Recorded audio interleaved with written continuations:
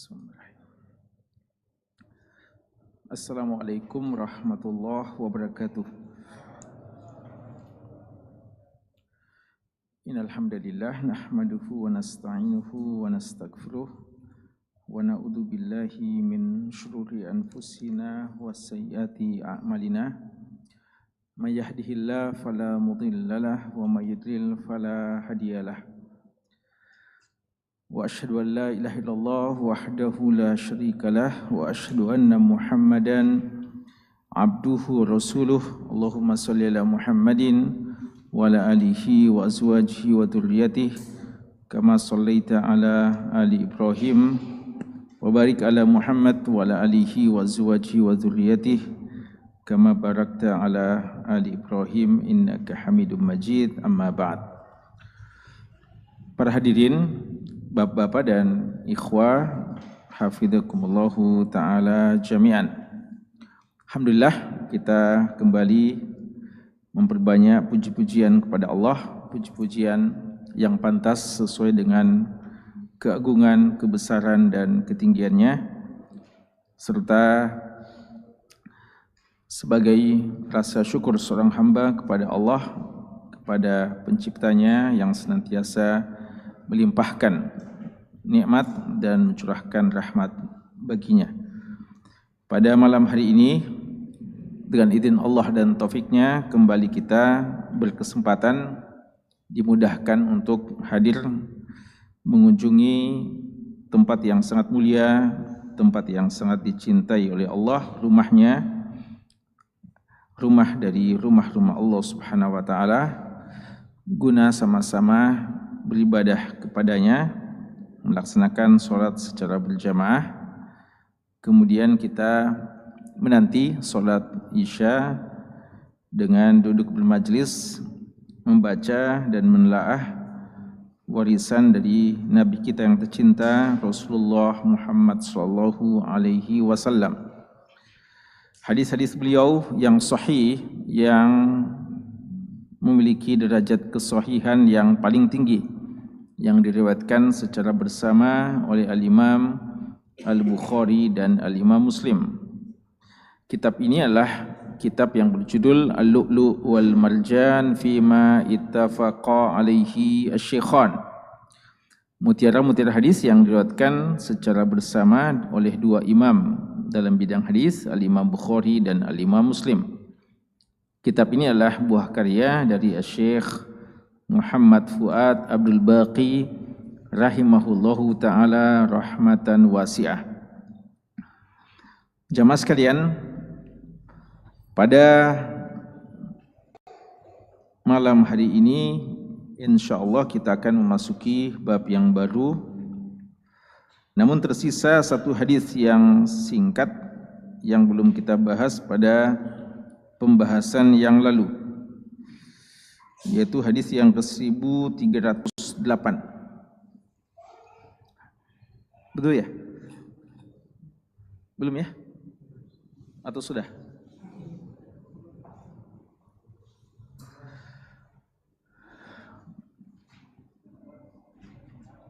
Ya.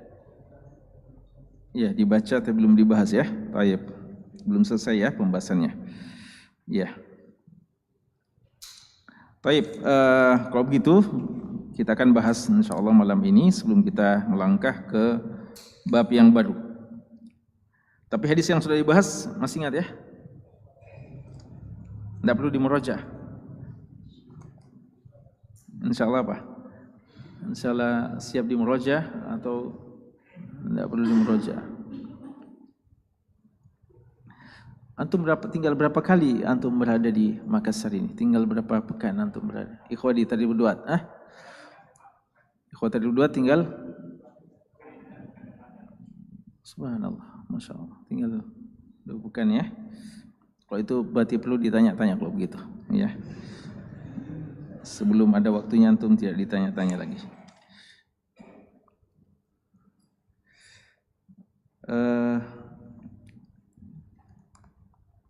Zulkifli, apa judul bab yang kita bahas yang lalu?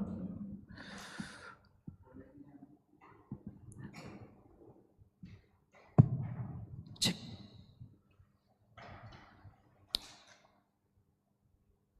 Bolehnya minum, perihal minum susu kemarin, disunahkan minum susu. Bolehnya atau disunahkan ya minum susu? Kalau judul babnya? Judul babnya?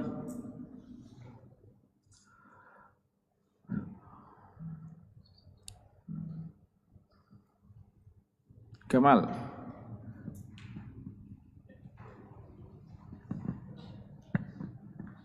Bab bolehnya meminum susu dianjurkan tapi disunahkan. Maksudnya gimana? Bolehnya atau sunnah? Bolehnya meminum susu. Judul babnya bolehnya meminum susu. Minum susu. Tapi sebenarnya disunahkannya minum susu. Iya, kalau kita bahas lebih jauh maka kesimpulannya dia adalah suatu yang disunnahkan. Tapi ada sebuah hadis yang pernah kita bahas atau yang kita pernah jadikan juga pengantar pembahasan, bahwa bisa saja susu itu menjadi salah satu sebab kebinasaan. Ada ya? Pernah kita bilang gitu? Taib.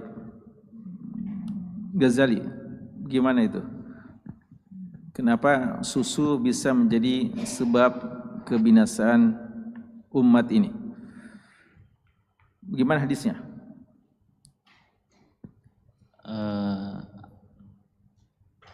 Asalnya minum susu merupakan hal yang dibolehkan bahkan dianjurkan. Namun hadisnya dulu, gimana bunyi hadisnya? Gimana hadisnya? Itu hadis itu apa? Perkataan apa itu? Bahwa kebinasaan umatku pada susu. Susu dan apa?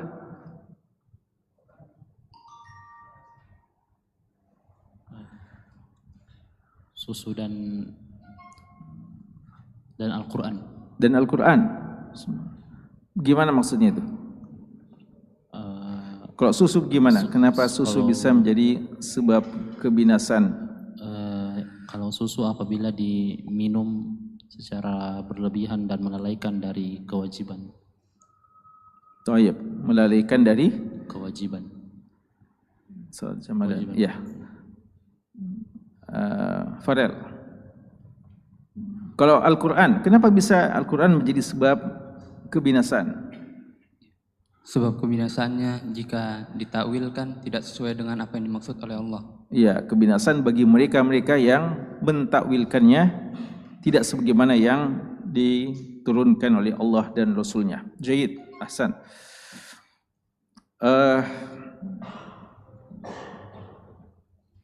Abid.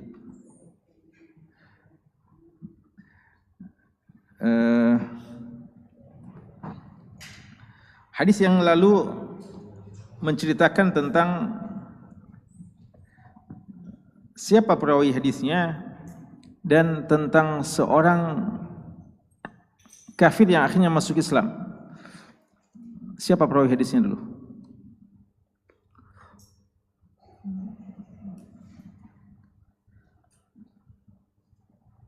Atau siapa itu orang kafir yang akhirnya masuk Islam yang diceritakan dalam hadis itu?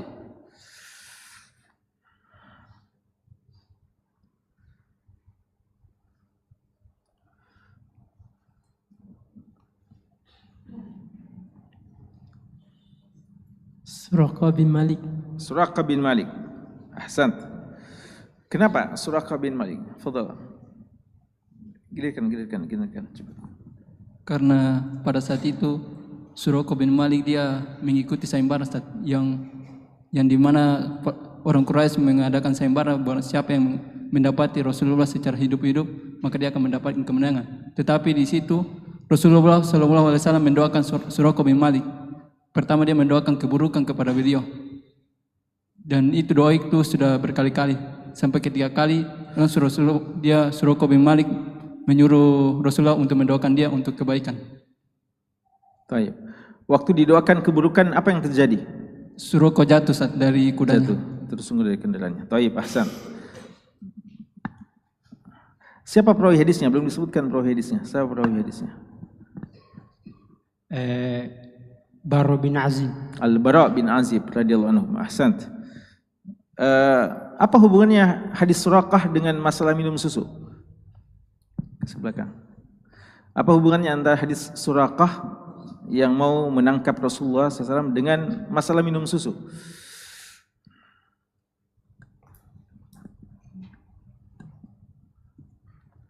Karena pada saat itu hijrah Nabi SAW,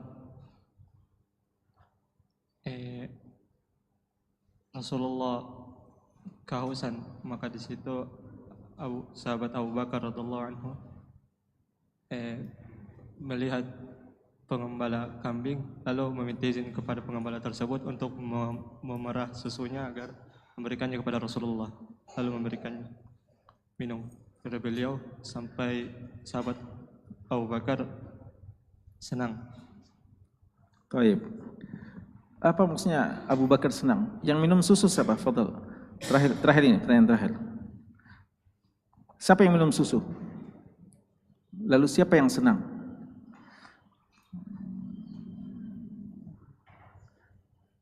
Rasulullah. Rasulullah yang apa? Abu Bakar. Ya? Yang senang siapa? Abu Bakar. Yang minum susu? Rasulullah. Kenapa Abu Bakar yang senang, padahal Rasulullah yang minum susu? Atau kenapa Rasulullah minum susu, Abu Bakar yang senang? Karena kecintaannya kepada Rasulullah. Cintanya Abu Bakar radhiyallahu anhu kepada Rasulullah SAW. Ya, karena beliau merasa senang ketika melihat Rasulullah bahagia, Rasulullah makan atau minum dan hilang dari rasa hausnya. Taib, barakallahu fiik. Kita lanjutkan ya. Baca dulu hadis yang tersisa, kemudian satu hadis dalam bab selanjutnya. Bismillahirrahmanirrahim. Alhamdulillah wassalatu wassalamu ala Rasulillah wa ala alihi wa ashabihi wa man walah. Allahumma ighfir li wa lil muallif wa lil ustad wa lil hadirin ajma'in. Qala al muallif hadithu Abi Hurairah qala inna Rasulullah sallallahu alaihi wasallam utiya laylata usriya bihi bi Iliya'a biqadahaini min khamrin wa labanin فنظر إليهما فأخذ اللبن قال له جبريل عليه السلام الحمد لله الذي هداك للفطرة لو أخذت الخمر غوت أمتك. باب الذي بعده باب في شرب النبيذ وتخمير الإناء. حديث جابر رضي الله عنه قال جاء أبو حميد رجل من الأنصار من النقيع بإناء من لبن إلى النبي صلى الله عليه وسلم فقال النبي صلى الله عليه وسلم ألا خمرته ولو أن تعرض عليه عودا. Nah, ahsan. Jamaah sekalian, kita bahas hadis yang ke-1308 ya, hadis yang tersisa dalam bab sebelumnya. Tadi sudah dibacakan. Artinya hadisu Abi Hurairah radhiyallahu anhu qal. Hadis dari Abu Hurairah radhiyallahu anhu, beliau mengatakan utiya Rasulullah sallallahu alaihi wasallam, didatangkan kepada Rasulullah sallallahu alaihi wasallam lailata usriya bihi, di malam ketika beliau diisrakan, di malam ketika beliau diisrakan. Bi Ilya, di Ilya. Ilya itu adalah Baitul Maqdis ya. Ilya nama di antara nama Masjid Aqsa atau Baitul Maqdis. Bi qadahaini, dengan dua bejana. Min khamrin wa laban. Jadi dibawakan dua bejana, satunya berisi khamar, minuman keras, arak, tuak, minuman keras, khamar. Walabanin, satunya lagi susu. Fanazara ilaihima, maka Nabi kita sallallahu alaihi wasallam melihat pada kedua bejana tersebut. fa akhadha al-labana, lalu beliau mengambil susu. Beliau memilih dari dua yang disodorkan itu, beliau memilih susu. Qala Jibril, berkata Jibril alaihi salam, alhamdulillahilladzi hadaka lil fitrah, segala puji bagi Allah yang telah memberikan hidayah kepadamu untuk memilih fitrah. Lau akhadtal khamra, seandainya kamu memilih khamar, ghawat ummatuka, niscaya umatmu akan sesat.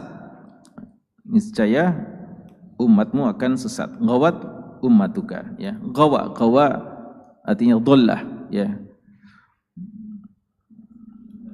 Dalam ayat apa? Ma dhalla sahibuka wa ma gawa, ya. Jadi dia tidak sesat, ya. Al-ghiwayah lawannya dari hidayah. Ya, ini hadis yang pertama yang kita bahas. Ada beberapa pelajaran penting dari hadis kita ini. Hadis ini masih dari bagian bab tentang keutamaan atau bolehnya atau keutamaan minum susu. Dan ini adalah potongan kisah dari kisah panjang tentang Isra dan Miraj, ya. Ini salah satu kisah yang sahih dari kisah yang lebih lengkap lagi, sebenarnya panjang kisahnya, tentang perjalanan yang penuh dengan keberkahan, perjalanan yang sangat mulia, perjalanan Isra dan Miraj. Dari sekian kejadian-kejadian, ya, banyak kejadian yang terjadi di malam Isra dan Miraj itu. Salah satu kejadiannya adalah ketika masih berada di Baitul Maqdis. Berarti ini Isra atau Mi'raj? Kejadian ini kejadian Isra atau kejadian Mi'raj? Masih Isra, ya, mesti dibedakan antara keduanya.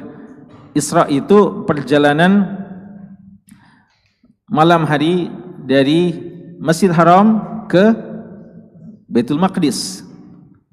Itu Isra.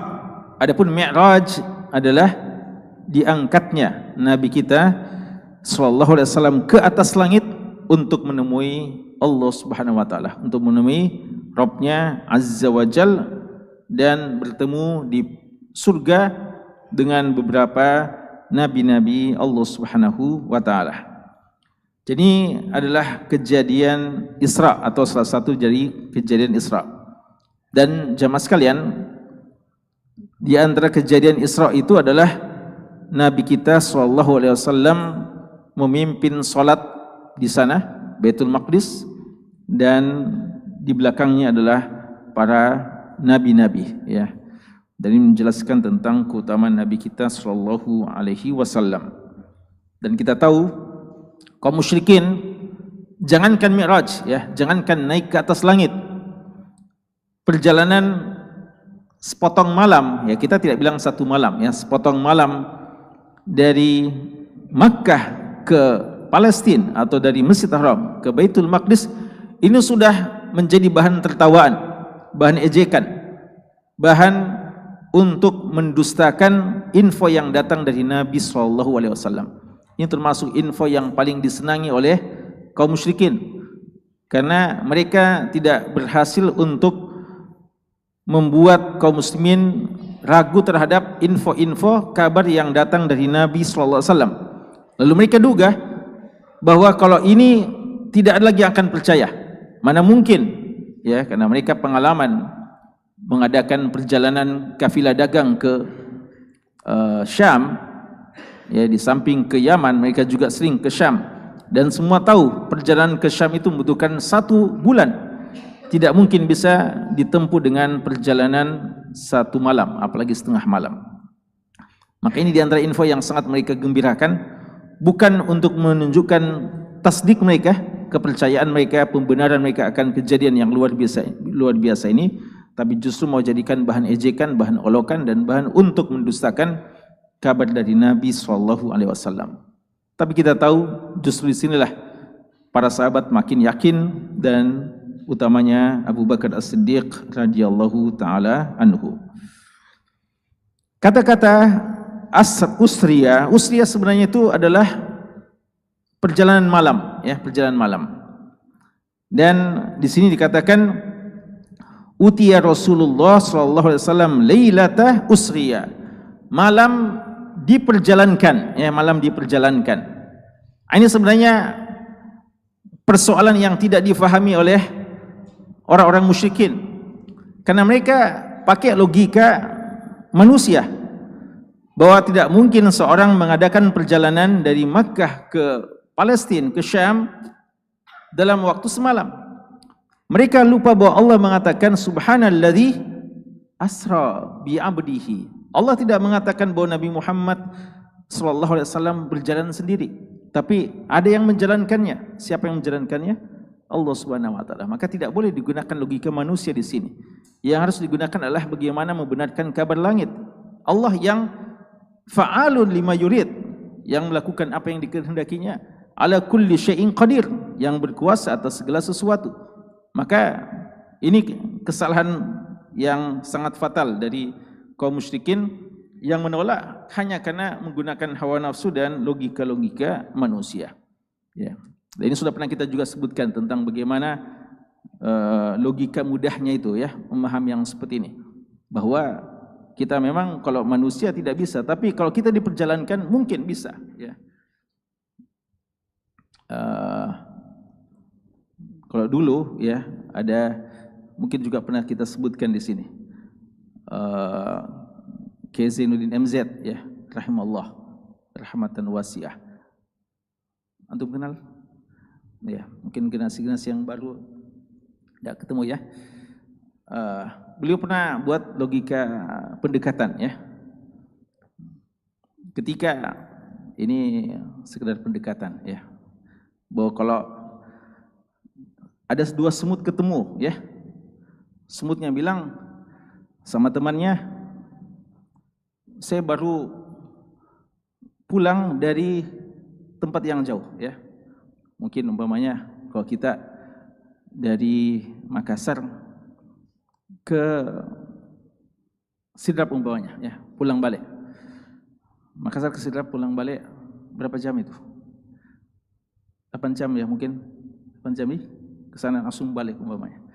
8 jam. Lalu dikasih tahu sama temannya, saya baru pulang dari Sidrap. Kapan pulang? Kapan perginya? 8 jam yang lalu. Baru sudah balik lagi sekarang? Iya, ya. Temannya tentu saja mendustakan, tidak percaya. Tapi dia tidak tahu bahwasanya ini semut. Dia masuk di kantong seseorang, ya. Dan seorang itu naik mobil pergi ke Sidrap umpamanya. Jadi dia numpang di kantong seseorang, ya. Dan naik mobil orang itu, ya, dengan kecepatannya lalu pulang. Kalau logika semut tidak membenarkan, tidak mungkin, ya, bisa pulang balik ke Sidrap 8 jam. Tapi seandainya dia tahu bahwasanya semut itu tidak jalan sendiri, tapi dia dijalankan, maka bisa diterima hal yang seperti itu. Itu pendekatan saja, ya. Dan Allah walillahil masalul a'la, bagi Allah perumpamaan yang lebih tinggi. Bagi kita, bahkan seandainya tidak bisa pun masuk logika kita, kita senantiasa membenarkan segala yang datang dari Allah dan Rasul-Nya. Ketika Nabi kita SAW masih berada di Baitul Maqdis, ya, didatangkan kepada beliau. Maksudnya yang datangkan adalah malaikat, ya. Disodorkan kepada beliau biqadahaini, 2 bejana. Bejana yang satunya khamar dan laban, satunya lagi laban. Dan bejana ini yang sodorkan malaikat, sehingga isinya memang betul sesuai dengan apa yang disodorkan. Yang tidak sesuai nanti itu masa Dajjal, waliyadzubillah, ya, hati-hati. Dan Nabi kita SAW telah mengabarkan sejak sekarang kedustaan Dajjal. Kelak dia akan menyodorkan apa yang dia sodorkan itu kebalikan dari apa yang dia katakan. Kalau dia sodorkan surga, tawarkan surga, pada hakikatnya itu neraka. Dan kalau dia bilang ini neraka, itulah surga. Kalau dia sodorkan madu, pada hakikatnya racun dan sebaliknya. Kalau dia sodorkan susu, pada hakikatnya adalah khamar dan sebaliknya. Adapun di sini yang sodorkan kepada Nabi kita sallallahu alaihi wasallam adalah malaikat. Ada dua pilihan, satunya khamar dan satunya laban. Dan Nabi kita sallallahu alaihi wasallam melihat keduanya. Ini pilihan yang sangat menentukan bagi umatnya. Maka beliau ketika disodorkan seperti itu, beliau memperhatikan dan akhirnya beliau mengambil al-laban, mengambil susu. Jibril alaihissalam mengatakan alhamdulillah. Ya, dan ini Jibril alaihissalam, beliaulah yang nanti akan menjadi pendamping Nabi sallallahu alaihi wasallam di atas langit nanti, ya, menemani beliau masuk ke satu surga ke surga berikutnya, satu tingkat ke tingkat berikutnya sampai tingkatan yang paling tinggi, ya, di sisi Allah Subhanahu wa taala. Dan bagi kita perjalanan Isra dan Mi'raj adalah di antara dalil dari ratusan bahkan mungkin ribuan dalil Ahlus Sunnah wal Jamaah untuk mengatakan Allah di atas langit, ya.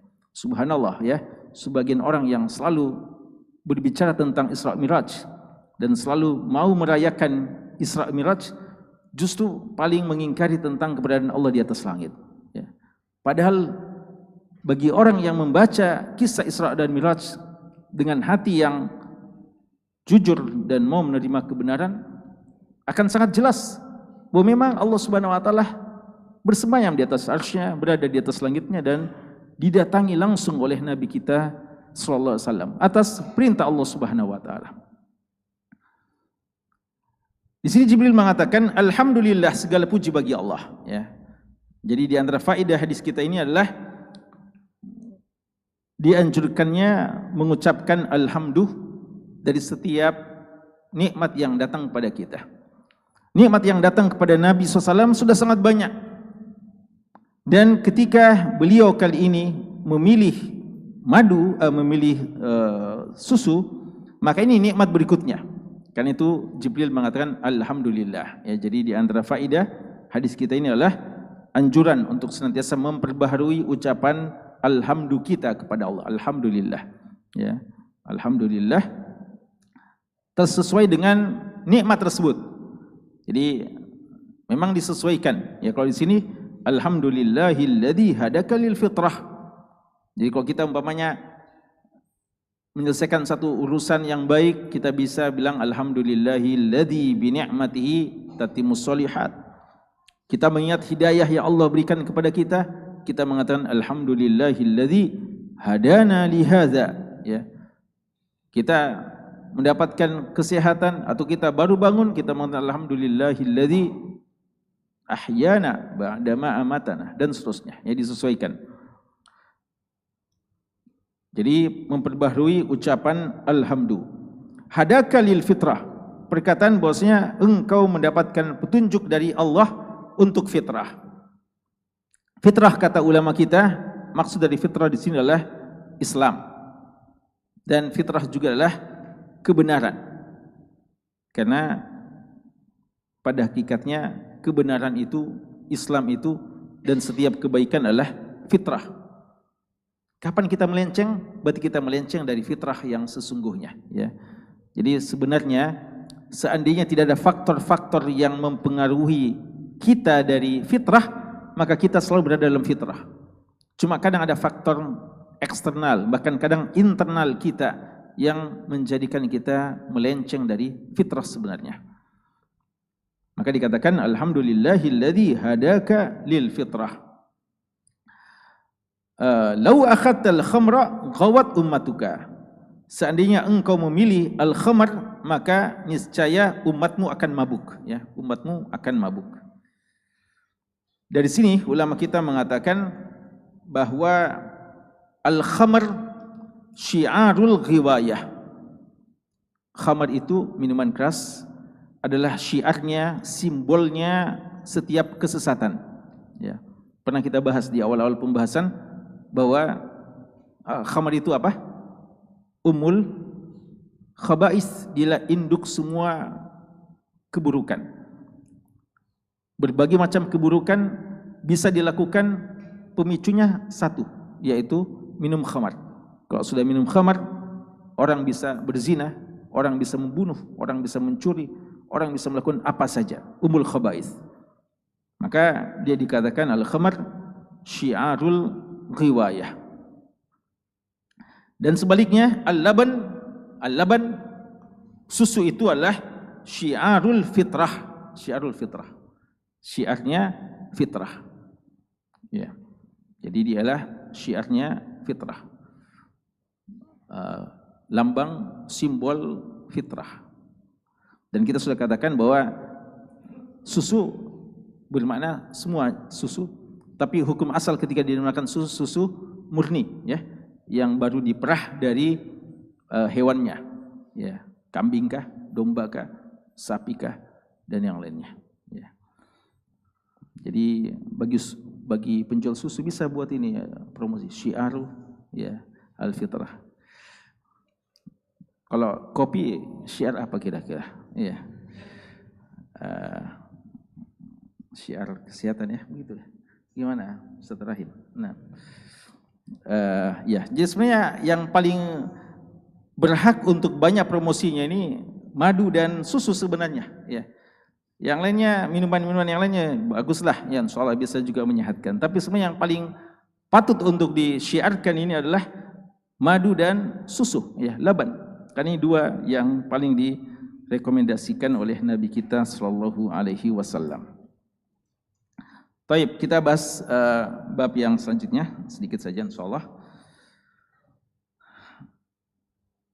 Bab fi syurbi an-nabidh wa takhmir al-ina.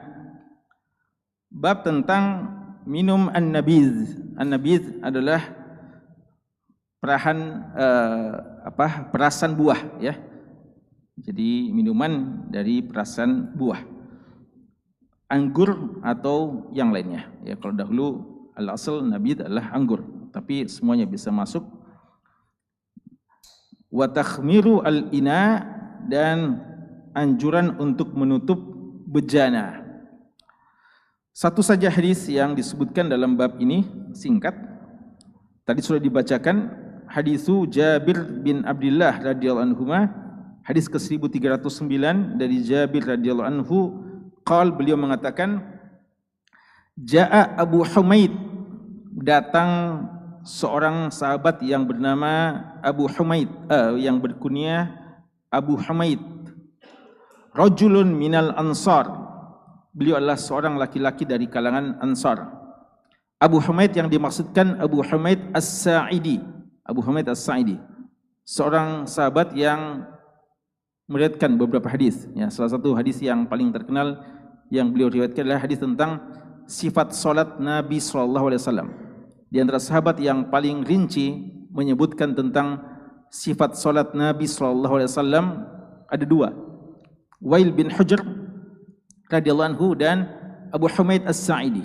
Ya, ini dua sahabat di samping sahabat-sahabat yang lain, tapi dua sahabat ini yang paling khusus meriwayatkan sifat salat Nabi kita sallallahu alaihi wasallam secara rinci.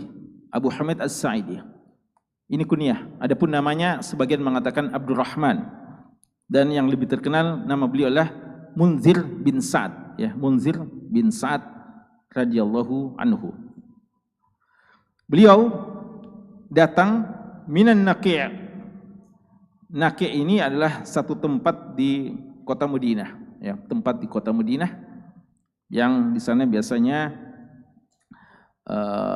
banyak kumpul para penggembala yang memerah susu-susu mereka, ya. Para penggembala yang biasa di sana kumpul, di sana orang biasa mengambil susu atau mengambil perahan susu. Bi'inain, beliau datang dari sana membawa satu bejana, min labanin, yang berisikan susu. Ilan Nabi sallallahu alaihi wasallam, beliau datang dari tempat ini membawa susu untuk menemui Nabi sallallahu alaihi wasallam. Faqala an-nabiy sallallahu alaihi wasallam, maka Nabi sallallahu alaihi wasallam bersabda, alla khammartahu, kenapa kamu tidak menutupnya? Takhmir, ya. Apa artinya khamar? Asal maknanya khamar apa? Yang menutup, ya. Makanya dinamakan khamar. Kenapa minuman keras dinamakan khamar? Karena dia menutup akal seseorang. Penutup kepala bagi wanita dinamakan khimar, ya. Jadi di sini dikatakan alla khammartahu, kenapa kamu tidak menutupnya? Dalam riwayat ini tidak disebutkan apakah waktu Abu Humaid datang dia tutup bejana itu atau tidak. Tapi dalam riwayat yang lebih panjang, kalau kita baca riwayat Muslim dan yang lainnya, memang Abu Humaid mengatakan saya datang membawa bejana susu ini dalam keadaan tidak tertutup. Ya, jadi tidak tertutup susu atau bejana tersebut. Kata beliau lanjutkan, walau anta ridha alaihi uda. Bahkan kalau tidak ada penutupnya, maka biar ud itu biar kayu saja. Yang penting ada sesuatu yang bisa menutup dari bejana itu. Ya. Ada berapa pelajaran yang bisa kita petik dari hadis kita ini? Pertama, hadis ini menjelaskan tentang keutamaan sahabat Abu Humaid As-Sa'idi. Ya, karena beliau seorang sahabat yang berjumpa dengan Nabi SAW, dan di antara keutamaan beliau dalam hadis ini adalah bagaimana beliau datang kepada Rasulullah dengan membawa hadiah. Bagaimana beliau sebagai seorang sahabat datang untuk berkhidmat kepada Nabi SAW. Dan ini satu dari sekian banyak contoh dalam hadis kisah-kisah para sahabat yang berlomba-lomba membawakan sesuatu yang bisa dengannya mereka melayani, berkhidmat kepada nabinya sallallahu alaihi wasallam. Dan hadis ini juga menjelaskan tentang keutamaan susu itu, ya. Karena beliau datang membawa susu kepada Nabi sallallahu alaihi wasallam. Dan Nabi kita sallallahu alaihi wasallam sebenarnya tidak menolak susu ini, menerima bahkan. Dan memang manhaj Nabi kita sallallahu alaihi wasallam menolak zakat dan sedekah, tapi menerima hadiah. Ini hukum khusus bagi para ahlul bait, ya, para ahlul bait. Maka beliau sallallahu alaihi wasallam menerima hadiah dari para sahabat-sahabat beliau. Oleh karena itu para sahabat berusaha untuk bisa memberikan sesuatu yang berharga, ya, bagi nabinya sallallahu alaihi wasallam. Dan sebagian ulama kita menyebutkan bahwa ini juga di antara contoh bagaimana kedermawanan kaum Ansar, ya. Makanya disebutkan sini Abu Humaid dari kalangan Ansar, Abu Humaid dari kalangan Ansar, dan ini isyarat bagaimana orang-orang Ansar yang memang Allah puji dalam Al-Qur'an, ya. Kalau dalam Al-Qur'an Allah mengatakan wa yu'thiruna ala anfusihim walau kana bihim khasasah, ya. Para kaum Ansar itu memang di antara sifat yang sangat menonjol adalah sifat al-itsar, sifat mendahulukan orang lain daripada diri mereka sendiri. Jamaah sekalian, dari hadis ini juga kita ambil pelajaran tentang disunnahkannya menutup bejana. Menutup bejana. Dan nanti akan ada bab selanjutnya menjelaskan seperti ini. Menutup bejana ini apakah dianjurkan hanya pada malam hari? Ya, nanti akan ada bab khusus. Ataukah secara umum? Sebagian mengatakan, bahkan dalam sebagian riwayat Abu Humaid mengatakan kami dianjurkan melakukan hal itu ketika kami mau tidur, ya. Kalau mau tidur memang di antara hal yang kita lakukan, nanti akan ada hadisnya, tutup pintu, matikan api, ya. Tutup pintu, matikan api, lalu tutup bejana-bejana, ya. Wika itu bejana air ya, yang dulu dari kulit ditutup, dan juga makanan ditutup dengan penutup. Sebagian mengatakan, Abu Humaid juga mengatakan itu anjurannya ketika mau tidur, ketika pada malam hari. Tapi hadis ini menjelaskan bahwa dia bersifat umum. Dianjurkan ketika kita membawa susu, minuman dan apa saja untuk menjaga dari hal-hal yang bisa merusaknya atau bisa mengotorinya, atau mungkin hal-hal yang bisa mencemarinya, ya, tercemar. Dia bisa mungkin menjadi ada kotoran dan segalanya, maka dianjurkan untuk ditutup. Dan ini menjelaskan kepada kita bagaimana Islam senantiasa terdepan yang dalam mengajarkan tata krama, etika, dan kebersihan serta kesehatan. Ya.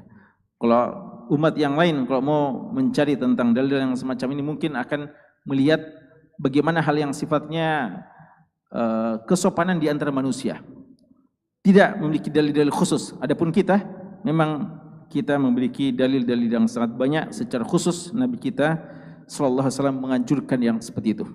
Dan ini di antara dalil bagaimana beliau menganjurkan untuk menutup bejana atau menutup minuman, ya. Apatah lagi memang kan Abu Humaid ini datang perjalanan dari Naqi menuju Nabi sallallahu alaihi wasallam. Kalau di jalanan memungkinkan ada debu atau apa yang lainnya yang bisa mengotori minuman tersebut, maka sangat wajar jika dianjurkan untuk ditutup. Dan dari hadis ini juga menjelaskan kepada kita bahwa kita bertakwa sekemampuan kita. Kalau ada penutup yang ideal, yang rapat, yang bisa menutupi semuanya, itu yang dipakai. Tapi kalau tidak ada, maka minimal Nabi kita SAW mengatakan udan, biar sampai kayu-kayu saja atau sesuatu biar kecil. Mungkin tidak bisa menutupi semuanya, tapi ditutup sebagian lebih baik daripada sama sekali.